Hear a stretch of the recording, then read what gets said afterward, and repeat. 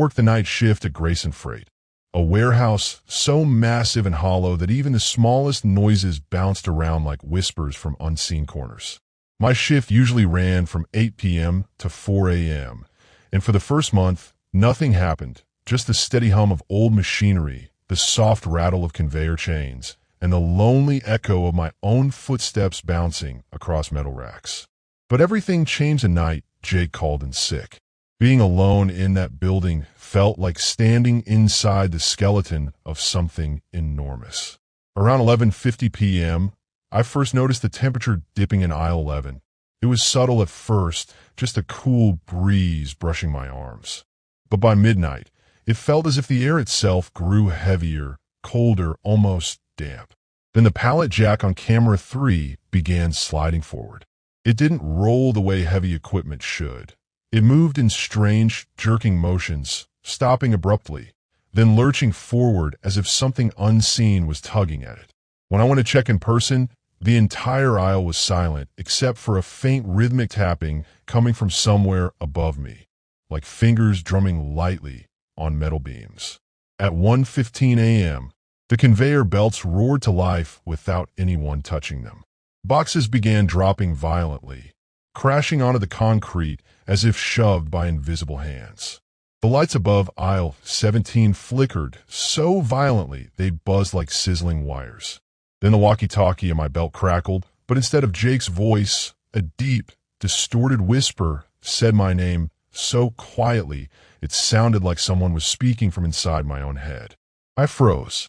The faint tapping above me intensified into slow, dragging footsteps. When I turned the corner into aisle 17, the lights overhead flickered in a wave effect, one dying after another behind me, making it feel like the darkness was chasing me. At the end of the aisle, I caught sight of something impossibly tall and misshapen just standing between two racks. It wasn't moving, but its shape, its silhouette, didn't resemble any human outline. It looked like a body stretched vertically by some grotesque force, its limbs too long, its posture unnaturally stiff. I blinked, and suddenly it was closer, too close. There was no movement, no stepping, no sound. It was simply there. I stumbled backwards, and it tilted its head sharply, as if observing me with curiosity. The metal beams all around began creaking, vibrating with each tiny movement it made. I ran toward the office, but every emergency exit alarm triggered at once. Doors slammed shut in a sequence, trapping me deeper inside the building like someone, or something, knew exactly where I was running. When I reached the office, the security monitors were glitching violently, switching between camera feeds rapidly. On one screen, the creature stood directly behind me. On another, it was crawling across the ceiling. On a third, it was at the far end of the warehouse, staring up at a camera, its head tilting backward more than any human neck should allow. Then suddenly, all the screens went black except one. The digital timestamp read 3:11 a.m., even though my clock showed 2:23 a.m. The last functioning camera showed the punch clock stamping a time card repeatedly, slamming down over and over with nobody touching it. The logbook in the drawer next to me contained decades of reports.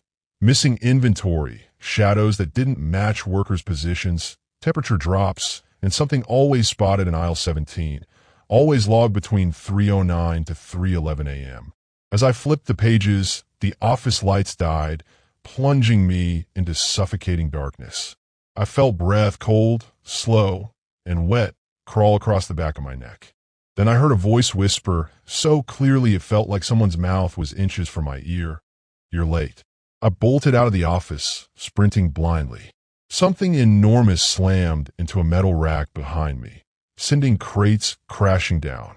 I burst through an emergency door, tearing the handle off as I escaped into the lot. The moment I stepped outside, every alarm went silent at once. The building went dim, peaceful, normal.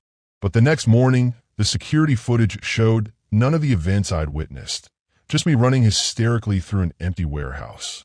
And yet the punch-out records showed something impossible. My card had been stamped at 3:11 a.m. exactly. I never returned to that warehouse, but a week ago, the old warehouse system emailed me automatically. Your shift begins at 3:11 a.m. I blocked it, but last night it emailed again.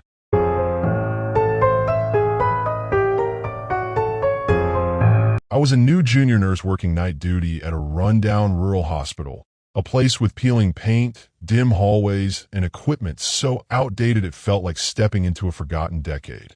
But the worst part wasn't the lack of supplies. It was the fourth floor. Everyone warned me on my first day, never go to the fourth floor. Never answer any calls from that floor. Never check the stairwell after midnight. The floor had been shut down for years after a catastrophic fire that killed several bedridden patients. And since then it had been sealed off completely. The elevator no longer stopped there. The hallway lights had been physically disconnected, and the fire door was supposed to be permanently chained shut. But on my third week, at exactly 1:13 a.m., the patient call alarm from room 404 blared. The button didn't blink, it pulsed like something was pressing it repeatedly. The monitor showed constant pressure being applied. I checked the thermal map, and my stomach dropped. Heat signatures, many of them, moving in patterns too deliberate to be wiring glitches. They moved slowly down the hall, stopped in front of doors, changed rooms, gathered near the elevator shaft. My supervisor shrugged it off, saying the wiring in that wing was dead anyway. But when I passed the stairwell a few minutes later, I froze. There was a faint metallic screeching coming from above, like a bed's rusty wheels rolling on burnt flooring. When I reached the fourth floor door, I found the chain, which should have been bolted tight, unlocked and hanging loosely. The door was open just enough for a cold draft to slip out, carrying the faint smell of smoke and something else, a rotten, chemical smell that reminded me of melted skin. Against every instinct I had, I went up. The moment I stepped onto the fourth floor, the temperature dropped so hard it felt like stepping inside a freezer. My breath clouded. The hall was pitch black, except one faint bulb flickering at the far end. Every burnt door frame was charred black, warped from heat, and the walls still held faint smears of soot. I heard soft crying from room 404, a weak, trembling voice begging for help. But when I opened the door, the room was empty except for a melted wheelchair and blackened bed frame. I turned toward the wall and saw something that made my heart pound. Shadows, multiple, moving across the surface though nothing stood in front of the light. Then the intercom crackled on. A female voice whispered urgently, "Code Blue. He's still here. Don't leave him again." The room suddenly felt crowded, as if multiple people were standing around me, silently. The dust on the floor shifted, forming footprints that led out into the hallway. I backed into the hall, and every single door on the entire floor slammed open with explosive force. Beds rolled out on their own, turning unnaturally sharp corners, wheels screeching so loud it felt like metal screaming. I ran toward the stairwell, but stopped dead when a charred figure slowly stepped into view. Its skin was blackened, cracked, peeling. Its gown melted into its body. It didn't blink. It didn't breathe. It just stared at me with hollow, burnt sockets. Then others appeared behind it. Dozens, some crawling, some dragging themselves, some limping in unnatural jerks. I sprinted down the stairs so fast I nearly fell face first. The instant I reached the second floor, the alarm stopped. Lights returned. Everything went silent and still.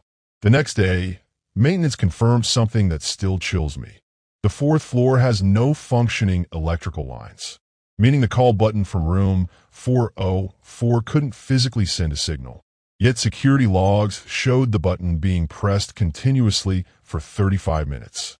A week later, I received a blackened envelope with no return address. Inside was a hospital bracelet with my name and a room number printed on it, 404. I left the job immediately. But sometimes at night, at exactly 1:13 a.m., my phone buzzes from an unknown number. When I answer, I hear hospital bed wheels squeaking in the background, getting closer.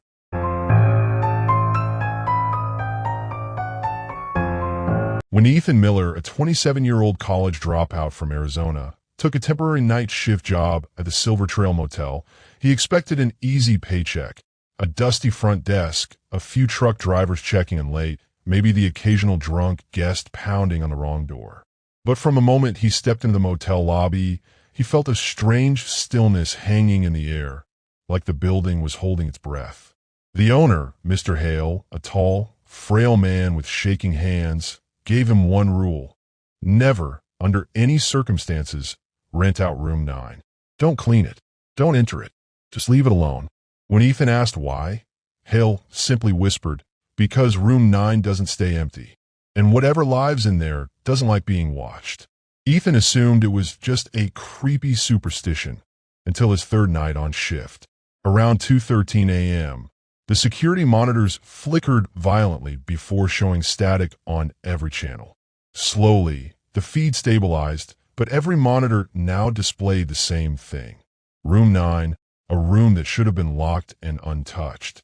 The camera angle, normally centered on the bed, now showed a man sitting in total darkness at the edge of the mattress. His skin was chalk white, his head tilted too far downward, and his hands dangled between his knees like dead weight. The feed's timestamp began jumping seconds backward and forward, glitching like time itself was being rewound. Ethan checked the room list to confirm. The room was unoccupied, uncleaned, unbooked for years. When he zoomed in, the man's face suddenly snapped upward with a sharp, unnatural jerk, staring directly into the camera as though he could see Ethan watching. The lights in the office dimmed, humming as if something was pulling power from the entire building. Then the man on the screen stood up slowly, bones cracking loudly through the speakers, even though there was no microphone in the room. Ethan sprinted down the hall toward room 9, but halfway there the corridor lights began shutting off one by one behind him, chasing him with darkness. When he reached the door, he found it slightly open, breathing cold air out like a freezer. He pushed it wider and shined his flashlight inside. The room was completely empty and coated in dust, except for fresh footprints leading in circles on the carpet, like something had been pacing while waiting. He backed away only for the door to slam shut behind him hard enough to shake the wall. He ran back to the front office, heart pounding, only to find a security monitor still showing the pale man. Except now, he was standing inches from the camera lens, face pressed against it, teeth stretched unnaturally far as if smiling too wide. Then the man crawled backward at impossible speed into the darkness of the room, and the screen went black. On Ethan's next shift, everything escalated. Guests complained that someone was knocking on their windows from the second floor, windows too high for anyone to reach. One trucker swore he saw a man standing outside room 9 at 3 a.m., staring at the sky with his mouth hanging open, like he was listening to something no one else could hear. Ethan tried to ignore the complaints, but then the motel's hallway radios all turned on by themselves, broadcasting distorted breathing. He unplugged them. They kept breathing. At 3:28 a.m., the fire alarms began blaring, every single one, yet there was no smoke. He checked the security system. All cameras were offline except one, room 9. The video showed the pale man again, but this time he wasn't alone. Behind him, dozens of blurred figures stood shoulder to shoulder in the dark, swaying unnaturally like puppets with invisible strings. Their heads twitched in different directions, as though listening for Ethan. A loud knocking hit the motel office window, and when Ethan turned, he saw nothing but blackness outside. Then, a face pressed against the glass from the outside, pale and stretched with hollow eyes, the same face from room 9. He stumbled back, tripping over a chair, and when he looked again, the face was gone, but the glass was fogged with breath. Human breath. He bolted toward the exit, only to realize every motel room door was now standing wide open, creating a tunnel of darkness stretching across the entire second floor.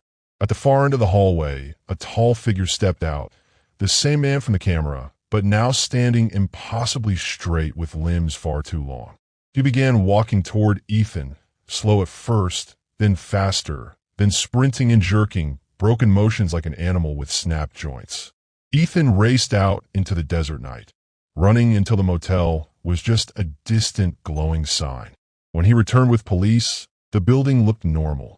No open doors, no strange footprints, no pale figures.